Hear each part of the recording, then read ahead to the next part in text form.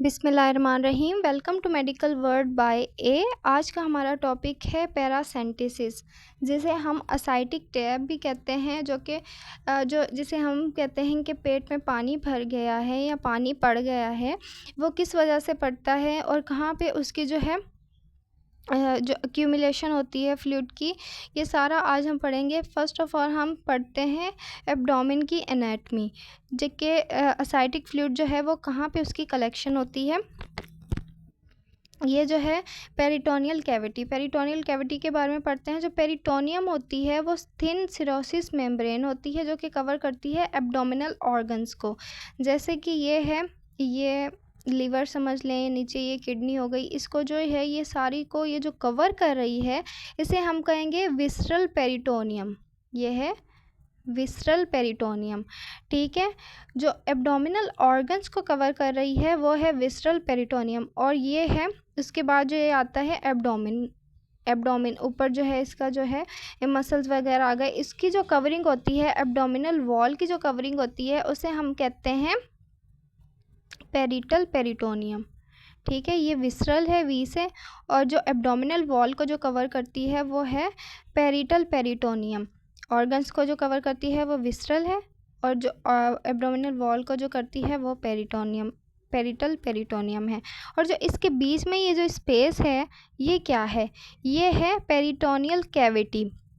Normally ये हमें ultrasound पे नज़र नहीं आती, ये स्पेस इतनी ज़्यादा कम होती है कि हमें नज़र नहीं आती, विजिबल नहीं होती सोनोग्राफिकली। ये हमें उस सिचुएशन में नज़र आती है जब इसमें कोई कलेक्शन हो जाए, कोई फ्लूइड हो गया, पस हो गया, ब्लड हो गया, ट्यूमर हो गया, गैस हो गई। इन सिचुएशंस में जो है इन सब्सटेंस की वजह से जो है ये पेरिटोनियल कैविटी हमें नज़र आती है, जो कि इंट्रा पेरिटोनियल मैस या कलेक्शन की वजह से हमें पता चलता है कि यहाँ पे जो पेरिटोनियल कैविटी में कुछ है। अब हम नेक्स्ट देखेंगे कि फ्लूइड जो है वो ग्रेविटेट करता है। फ्लूइड एक जगह पे नहीं रहता। अगर आप एक वाटर बॉटल लेते हैं, ठीक है, आप उसे सीधा उल्टा करेंगे तो पानी जो है वो ग्रेविटेट करेगा, उस साइड पे जाएगा जहाँ पे आपने उसको मूव किया हुआ है। तो पेट में जो पानी होता है वो भी इसी तरह से होता है कि जो फ्लूइड है जहाँ कलेक्ट हुआ है वो ग्रेविटेट करता है डिपेंडेंट साइड पे। पोस्टीरियर साइड स्पाइन में जाता है, स्पाइन पोजीशन में होता है। पोस्टीरियर पीछे की तरफ लोअर एब्डोमेन में जाता है। अपराइट अगर पेशेंट बैठा हुआ है तो वो लोअर एब्डोमेन में जाएगा, ठीक है, ग्रेविटेट करेगा। अवेयरनेस जो होती है, साइट ऑफ प्रीडिक्शन जो एड्स होती है, हमने जो इसकी आइडेंटिफिकेशन करनी है फ्लूइड की, कंपार्टमेंट के हिसाब से करते हैं कि जो हमें जो कंपार्टमेंट्स जो इसके होते हैं उस हिसाब से हम इसकी डिफरेंशिएशन करते हैं। फ्लूइड मूव करता है जब पेशेंट जो है रिपोजिशन होता है, और फ्लूइड जो है वो ग्रेविटेट करता है उस साइड पे। अब हम नेक्स्ट देखते हैं कि साइट ऑफ प्रीडायलेक्शन जो है वो इंट्रा एब्डोमिनल फ्लूइड कलेक्शन कहाँ पे होती है? राइट पैराहिपेटिक स्पेस में होती है, लेफ़्ट पैराहिपेटिक स्पेस, इन सारी जगह पे जो है फ्लूइड कलेक्शन हो जाती है। राइट सब हिपेटिक स्पेस में होती है, जो कि right lobe of the liver और राइट किडनी के बीच में होती है, जिसे हम मॉरिसन पाउच भी कहते हैं। सब फ्रीनिक स्पेस में होती है, पैरास्प्लिनिक स्पेस में होती है, और ऑमेंटल बर्सा में होती है। ये सारी जगह पे जो है हमें जो है फ्लूइड कलेक्शन मिल जाती है। राइट पैराहिपेटिक स्पेस मतलब कि लिवर के पास जो है लेफ़्ट साइड पे स्प्लीन, किडनी, इस सारे जो हैं उसके अंदर फ्लूइड के अंदर होते हैं। अब हम नेक्स्ट देखते हैं कि पैरासेंटेसिस, जिसे हम असाइटिक टैब भी कहते हैं, ये प्रोसीजर हम निडल के ज़रिए करते हैं और कैथिएटर के ज़रिए। कैथिएटर इसमें हम पास करते हैं, इंसर्ट करते हैं पेरिटोनियल कैविटी में अंडर अल्ट्रासाउंड गाइडेंस, जो कि ऑब्टेन करता है असाइटिक फ्लूइड को, और जो है डायग्नोस करता है थेराप्यूटिक प्रोसीजर। अब ये देख सकते हैं ये असाइटिस है, ठीक है, ये पानी नज़र आ रहा है, ये एब्डोमेन है, ये हमने निडल इंजेक्ट की है और ये ड्रेन कर रहा है पानी को, ठीक है। पेशेंट जो है वो स्पाइन पोजीशन में है, इसे हम एब्डोमिनल पैरासेंटेसिस भी कहते हैं और असाइटिक टैब भी कहते हैं। उसके बाद हम इसकी इंडिकेशंस देखते हैं कि हम किस में जो है कर सकते हैं। Diagnostic tab, first of all हम इसका डायग्नोस करते हैं। फ्लूइड एवोल्यूशन जो करते हैं, डिफरेंशियल ट्रांसोडेटिव या एक्सोडेटिव फ्लूइड तो नहीं है, ये हम आगे पढ़ेंगे कि ट्रांसोडेटिव फ्लूइड कौन सा होता है और एक्सोडेटिव फ्लूइड कौन सा होता है। बस आप इससे अभी इतना कॉन्सेप्ट रख लें कि ट्रांसोडेटिव सिंपल होता है और एक्सोडेटिव जो होता है वो थोड़ा कॉम्प्लिकेटेड सा फ्लूइड होता है। मैलिग्नेंट सेल्स होते हैं और सेल काउंट होते हैं, ग्राम स्टेनिंग, माइक्रोस्कोपी और जो कल्चर, ये सारे हम देखते हैं। मैलिग्नेंट सेल्स भी देखते हैं, सेल काउंट भी देखते हैं, सब कुछ। और थेराप्यूटिक टैब में हम जो है करते हैं टू रिलीव डिस्पीनिया, मतलब कि सांस लेने में जो प्रॉब्लम हो रही है, जो प्रेशर की वजह से, उसको मैसिव असाइटिस की वजह से उसकी वजह से ये जो थेराप्यूटिक टैब करते हैं ताकि पेशेंट को रिलीफ मिले और प्रेशर जो है वो डिवेलप हो रहा होता है, सिम्टम्स इसके आ रहे होते हैं।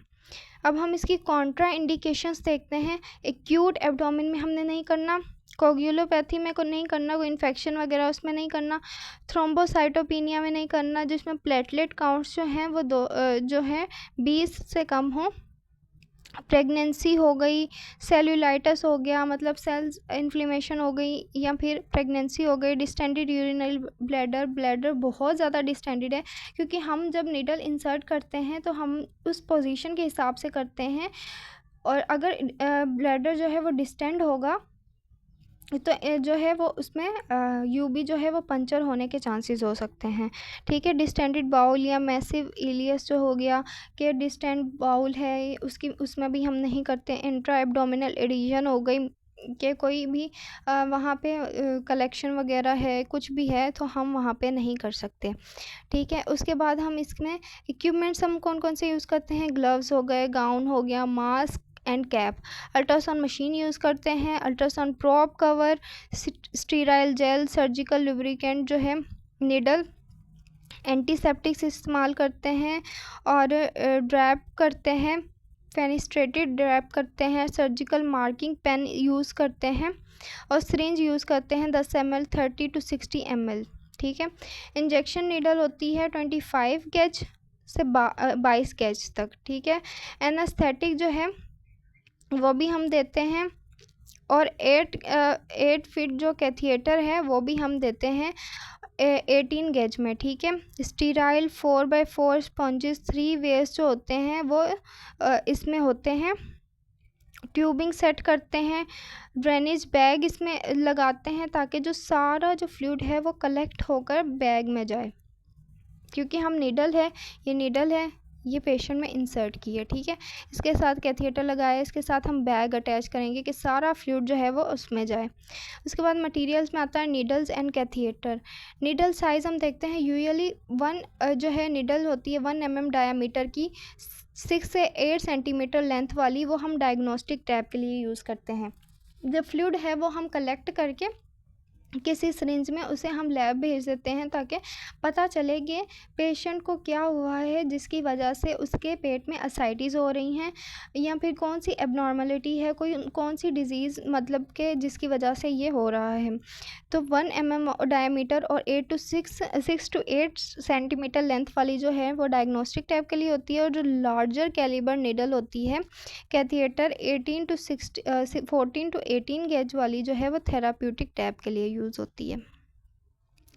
इसके लिए मटेरियल्स यूज़ करते हैं, लार्ज सिरिंज हो गई, पैरासेंटिसिस कैथिएटर हो गया, हाई प्रेशर ट्यूबिंग हो गई, और एवैक्यूलेटेड कंटेनर हो गया जिसमें हम कलेक्ट करते हैं, ये बैंडेज हो गई, सब जो स्टीरॉयल गैस हो गए, एंटीसेप्टिक्स हो गए, लिडोकिन और सिरिंज, सब कुछ जो है ये हमारे मटेरियल्स हमारे पास अवेलेबल होते हैं। पेशेंट पोजीशन उसके बाद देखते हैं, पेशेंट जो है वो स्पाइन पोजीशन में होते हैं या लेफ़्ट लैटरल ओब्लिक पोजीशन में। जो हम क्वाड्रेंट चूज़ कर रहे हैं, अगर हम क्वाड्रेंट चूज़ कर रहे हैं, लेफ़्ट लैटरल क्वाड्रेंट चूज़ कर रहे हैं, उस हिसाब से हम करेंगे, लेकिन हम ज़्यादातर जो नॉर्मली हम करते हैं वो स्पाइन पोजीशन में करते हैं। पेशेंट का जो हेड है वो राइज़ करेंगे अगर पॉसिबल हो सके। ट्रांसड्यूसर जो है टाइप जो है वो और प्लेसमेंट करते हैं, कर्विलीनियर 2 to 5 मेगाहर्ट्ज़ वाला प्रोब हम ज़्यादातर यूज़ करते हैं। ट्रांसड्यूसर मार्कर लगाते हैं ताकि पेशेंट्स जो है वहाँ पे मतलब कि ये देख सकते हैं यहाँ पे पेट एक एब्डोमेन है, ठीक है, पेशेंट का पेट है, यहाँ पे हम ट्रांसड्यूसर से देख रहे हैं, ठीक है। हम यहाँ पे मार्क करेंगे कि यहाँ पे हमें कोई भी बाउल या कुछ भी हमें नज़र नहीं आ रहा, लार्ज इंटेस्टाइन, स्मॉल इंटेस्टाइन्स या फिर यूरिनरी ब्लैडर, तो हम वहाँ पे जो है असाइटिक टैप करेंगे। उसके बाद हम पेशेंट पोजीशन देखते हैं कि यूजुअली परफॉर्म की जाती है पेशेंट स्पाइन पोजीशन में हो। रेयरली जो होते हैं वो हम लैटरल लोकिपाइटस में करते हैं, ज़्यादातर हम स्पाइन पोजीशन में ही करते हैं। और यहाँ पे स्मॉल अमाउंट ऑफ फ्लूइड होता है, सस्पेक्ट करते हैं कि डायग्नोसिस जो है वहाँ पे करनी है कि नहीं करनी। ज़्यादातर हम तब असाइटिक टैप करते हैं जब बहुत ज़्यादा पानी हो, ठीक है। और ये पेशेंट्स आउटकम्स आते हैं ताकि उनके जो सांस में जो उनको प्रॉब्लम हो रही होती है, भारी भारी होना या प्रेशर जो डेवलप हो रहा होता है वो कम हो जाए। जो लेटरल लोकिपाइटिस होती है वो एडवांटेजेनियस होती हैं क्योंकि एयर फिल्ड जो लूप्स होती हैं, बाउल जो होते हैं वो फ्लोट कर जाते हैं एब्डोमिनल कैविटी के तरफ, डिस्टेंडेड एब्डोमिनल कैविटी की तरफ, लेकिन हम ज़्यादातर स्पाइन पोजीशन में करते हैं। उसके बाद हम टेक्निक देखते हैं, एक्सप्लेन करते हैं पोजीशन, कॉम्प्लिकेशंस और ऑप्शंस जो है पेशेंट को कि हम मतलब इस तरह से प्रोसीजर करेंगे, नीडल इंसर्ट करेंगे और पानी निकालेंगे, ठीक है। इन्फॉर्म करते हैं, कंसेंट फॉर्म जो है उनसे साइन करवाते हैं, एम्प्टी पेशेंट ब्लैडर, पेशेंट का जो ब्लैडर है वो खाली करवाते हैं, ठीक है। पोजीशन करते हैं पेशेंट की और प्रिपेयर करते हैं स्किन, वहाँ पे एंटीसेप्टिक सॉल्यूशन लगाते हैं जैसे कि कोई भी इन्फेक्शन ना हो इस वजह से, ठीक है। अब हम प्रोसीजर्स स्टेप्स देखेंगे। पेशेंट प्लेस करेंगे पेशेंट को नॉर्मल पोजीशन में पैरासेंटेसिस के लिए। नोट करेंगे कि पोजीशन जो है वो बाउल की, मेजेंट्री और ब्लैडर की, कि यहाँ पे पंचर गलती से भी ना हो जाए क्योंकि वहाँ से ब्लीडिंग होना शुरू हो जाएगी जिसकी वजह से हमें सर्जरी करनी पड़ेगी, ठीक है। और एकोजेनेसिटी हम देखेंगे, डिटेक्ट करेंगे इंट्रापेरिटोनियल फ्लूइड में। डेप्थ देखेंगे हम सरफेस ऑफ द स्किन के असाइटिस जो हैं वो हम मेजर करेंगे। अल्ट्रासाउंड के ज़रिए हम मेजर करेंगे कि असाइटिस फ्लूइड जो है वो कितना है और कहाँ से कहाँ तक है, ठीक है। वो पूरे एब्डोमेन में होता है लेकिन वो ग्रेविटेट करके किस तरफ ज़्यादा आया हुआ है। यूज़ करेंगे कैलिबर फंक्शन अल्ट्रासाउंड मशीन पे और उसकी डेप्थ देखेंगे on the side of the screen. Puncture side जो होगी वो हम आइडेंटिफाई करेंगे, उसको मार्क्ड कर देंगे कि इस साइड पे हमने पंचर करना है। पेशेंट जो है सेम पोजीशन में होगा पैरासेंटेसिस के लिए। रियल टाइम स्कैनिंग भी हम कर सकते हैं, ठीक है। और ज़्यादातर जो एक्सपर्टीज़ हैं वो वैसे भी कर लेते हैं, लेकिन रियल टाइम इमेजिंग का ये फ़ायदा है कि आप जो है देखते रहते हैं कि नीडल किस तरफ जा रही है और इसमें जो है पंचर के इतने चांसेस नहीं होते।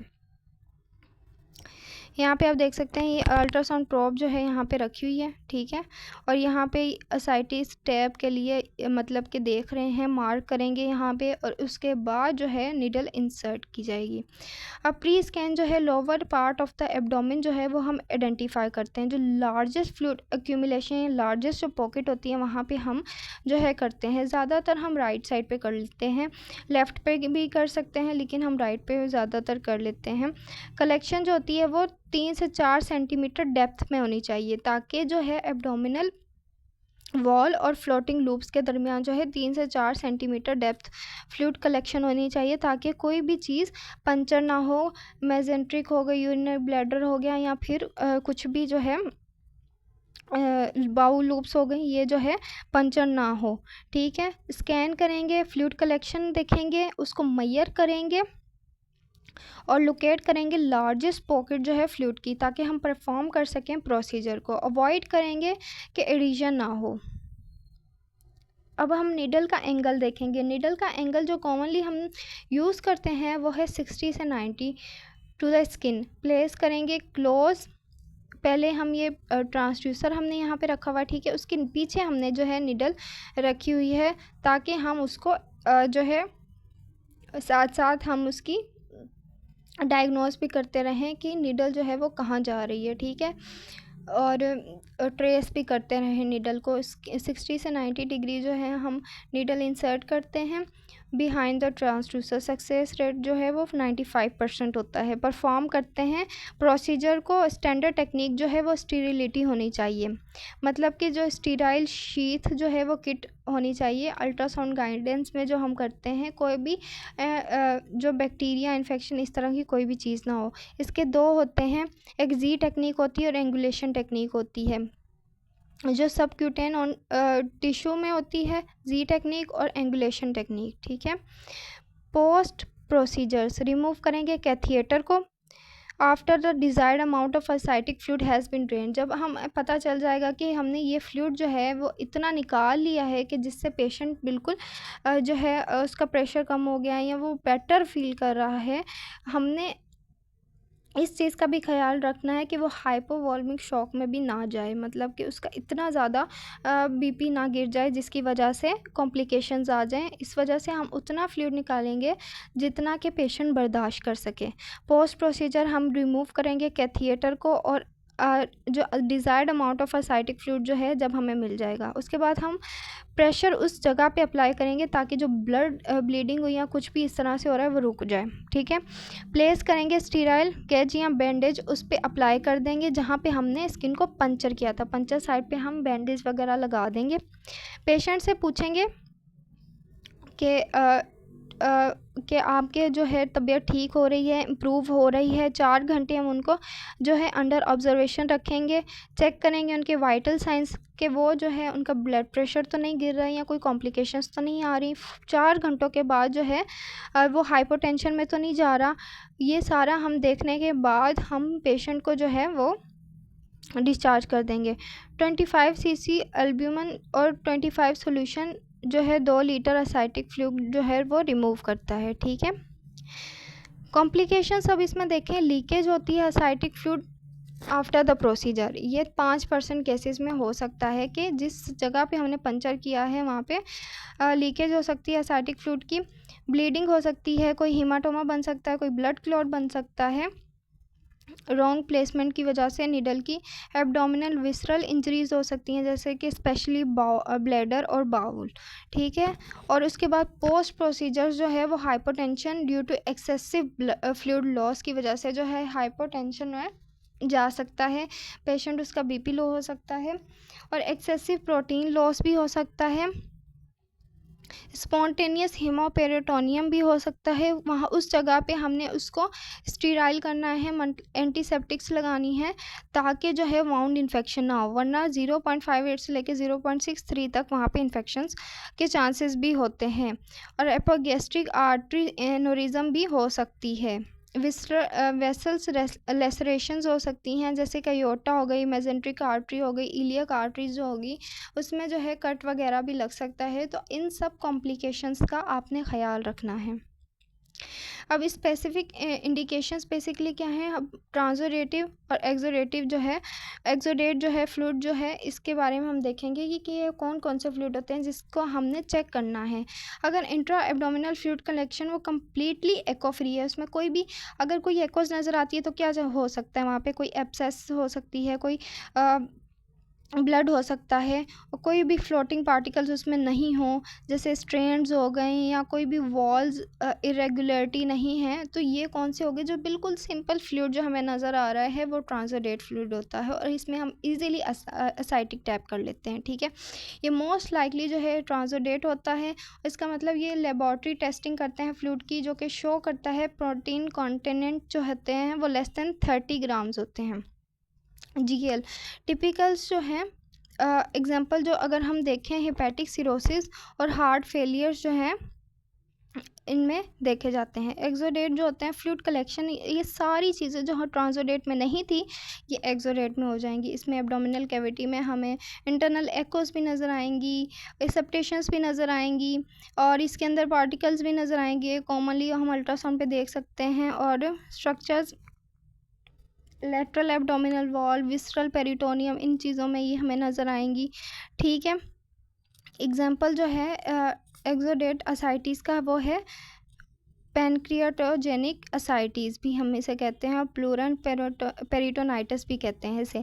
एकोजेनिक असाइटिस जो होती हैं वो ज़्यादातर पेरिटोनियल कार्सिनोमाइटोसिस में होती हैं और ये बैक्टीरियल पेरिटोनाइटिस में भी होती हैं उन पेशेंट में जिनमें हेपेटिक सिरोसिस होती है। Thank you for watching.